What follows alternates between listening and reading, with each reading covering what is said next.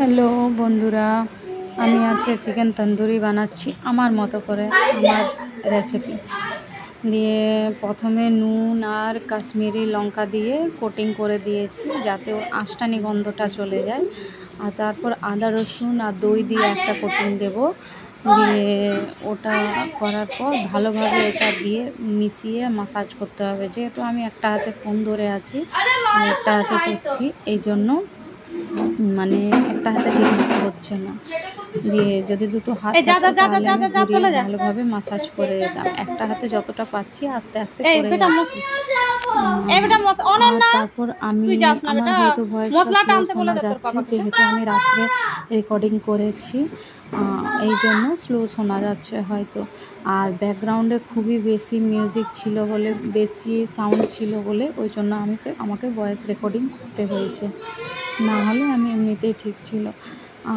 দিয়ে এটা ভালোভাবে কোটিং করে তারপর এটাকে 10 থেকে 15 মিনিট কিংবা 20 মিনিট অবধি ফ্রিজ করে দিতে হবে। দিয়ে ফ্রিজ করে দিলে ভালোভাবে সেট হয়ে যাবে, মশলাটা বসে যাবে, তার ভেতরে ঢুকে যাবে। আর দইটা প্রথমে দই আর আদা রসুনটা প্রথমে দেওয়ার কারণ কি, এটা তো ব্রেস্ট পিস, আমি দুটো ব্রেস্ট পিস নিয়েছি না, তো ব্রেস্ট পিসের যে মাংসর যে তার টাইপের থাকে, ওটা টকটা লেগে যাওয়ার পর ওই জিনিসটা হয় না যে তার কেটে বেরোবে, ওই টাইপের হয় যে মাংসটা খুব সুন্দর ফ্রেশ হয়ে যায়। ওই জন্য আমি দইয়ের কোটিংটা আগে করে দিচ্ছি যে মাংসটা ভেতরে সেট হয়ে যাওয়ার জন্য।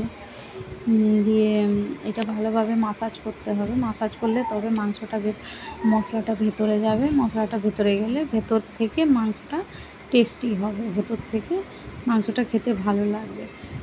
না তো ভেতরে কাঁচা থেকে যাবে, নুন যাবে না, কিছু যাবে না। এই জন্য ভালোভাবে মাসাজটা করে দিতে হবে। আর যেগুলো চিরাগুলো লাগাবে, যে জায়গাটা কেটে দেবে, ওইখানে মশলা খুব বেশি করে ভরে দিতে হবে। তাহলে যখন মাংসটার থেকে এই জল মশলাটা যখন তুমি তন্দুরি করতে যাবে, মশলাটা যখন গলবে, তখন ওটা ভেতরে নুন জলটা কিংবা মশলার জলটা চলে যাবে। এটা আমি এখন 15-20 মিনিটের জন্য ফ্রিজার করে দিব। তারপর 10 থেকে 15 মিনিটের লেয়ার কোটিং করব, 15 মিনিট ফ্রিজ করতে হবে। আর একটা লেয়ার কোটিং করব এটা দইটা দেওয়ার জন্য, মানে মাংসটা হার্ড হওয়ার জন্য মাংসের ভিতরে দইটা আর আদা রসুনটা যাওয়ার জন্য এটাকে কোটিং করে একবার কোটিং করে ওটা রেখে দিচ্ছি। তো ওরা তো দুজন মিলে আবার তখন সব মশলা দিয়ে তারপর কোটিং করব। তো ওই জন্য আমি এটা আদা রসুন, গরম মশলা বাটা আর দহি আর আগে কাশ্মীরি লঙ্কা নুন দিয়ে মাংসটাকে ভালো করে মাখিয়ে রেখেছিলাম, যেটা যে আঁশটানি গন্ধটা, নুনটা মাখিয়ে রেখেছিলাম বলে আঁশটানি গন্ধটার জন্য নুনটা মাখিয়ে রেখেছিলাম। এটা এখন 15 থেকে 20 মিনিট আমি ফ্রিজার করব। তারপর আরেকটা মশলা কোটিং করে আবার আমি ফ্রিজার করব। আমাকে রান্না করতে খুব ভালো লাগে, তারপর তন্দুরে দিয়ে তন্দুরি বানাবো। ওকে, পাশে থাকো বন্ধুরা, দেখতে থাকো। ডুপ্লিকেট করে কারো দেখে আমি করি, সেই জিনিসটা আমাকে ভালো লাগে। এবারও ফ্রিজ হয়ে আমি তারপর ফ্রিজ থেকে বের করে নিয়েছি।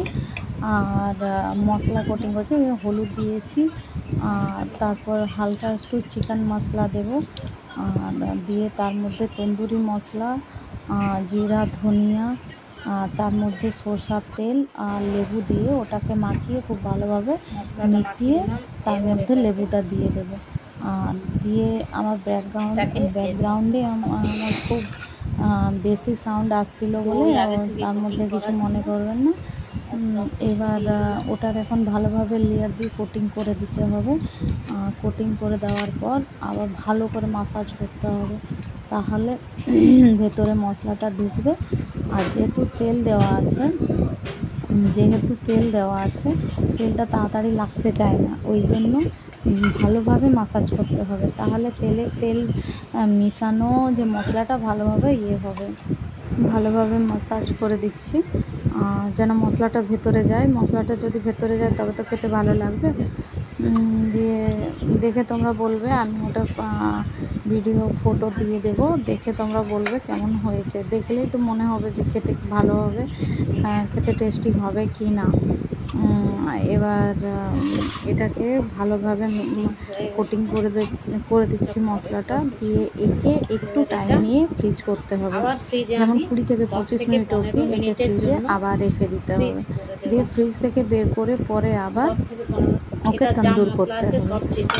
সব মশলাটা নিয়ে নিলাম। এবার ভালোভাবে চেঁচে আমি বাটি থেকে মশলাটা নিতে পারলাম না, কেননা আমার হাতে ফোন আছে, একটা হাতে ফোন আছে, একটা হাতে আমি সব কাজ করে যাচ্ছি, এই জন্য প্রচণ্ড অসুবিধা হচ্ছে, ঠিক মতন আমি করতে পারছি না।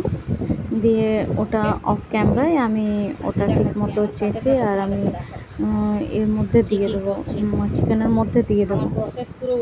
চিকেন ফুলভাবে আমার হয়ে গেছে, কোটিং হয়ে গেছে। এবার তাকে ফ্রিজে রাখার পালা, ফ্রিজে রেখে দেওয়া হবে 20 থেকে, এটা মনে রাখবেন যে পরের যে কোটিংটা নেওয়ার পর 20 থেকে 25 মিনিট তাকে রাখতে হবে, কিন্তু খেতে খুবই ভালো লাগবে। একবার বানিয়ে দেখবেন, এই যে ফ্রিজ থেকে বের করাবার পর এইরকম লাগছে দেখতে। তো আমি একটা কড়াই গরম করে নিয়েছি, খুব বেশি হিট হতে হবে কড়াইটা, তার উপরে একটা এমনি লোহার যে ইয়েগুলো জালগুলো ওগুলো দিয়ে দিয়েছি, তার উপরে প্লেটটা রেখে স্টিলের প্লেটে অবশ্যই তেল লাগিয়ে দেবেন। দিয়ে তাকে ঢাকা দিয়ে কমসে কম আধ ঘন্টা মতন, আধ ঘন্টা থেকে আরও যদি বেশি রাখতে পারেন খুবই ভালো হয়, আধ ঘন্টা মতন ঢাকা দিয়ে একই রকম তাকে রাখতে হবে। ঠিক আছে, চলো তাহলে ওটা ভেতর থেকে সিদ্ধ হয়ে যাবে, যেহেতু ব্রেস্ট পিস। আর তারপর বের করে আমি তন্দুর করেছি। তন্দুর মানে কি, ওই যে নেটটা যেটা যেমন রুটি সেঁকা যেগুলো হয় ওইগুলো দিয়ে উনানের উপরে দিয়ে, আর তারপর যে মাংসটা সিদ্ধ হবে সেই মাংসটা ওর উপরে দিয়ে এমনি করে হালকা হালকা জ্বালিয়ে দিলে স্মোক ফ্লেভারটা আসবে। আর তার উপরে লেবু ছড়িয়ে, কাসুন্দি দিয়ে, পেঁয়াজ দিয়ে এটা খেয়ে দেখবেন, খুবই ভালো লাগবে। একবার বাড়িতে ট্রাই করে দেখবেন, খুবই সহজ পদ্ধতি, করে দেখবেন, খুবই ভালো লাগবে। আমার ছেলেকে আমি খাইয়ে জিজ্ঞেস করব কেমন হয়েছে টেস্টটা। দিয়ে আমার এটা ফার্স্ট টাইম, আগে কখনো আমি তন্দুরি বানাইনি, অনেক কিছু বানিয়েছি কিন্তু আমি তন্দুরিটা বানিয়েছিলাম না। তো এবার ছেলে দেখি কি বলে, খেয়ে কাসুন্দি দিয়ে দিলাম, ছেলে তো ভালোই দিল। এবার তো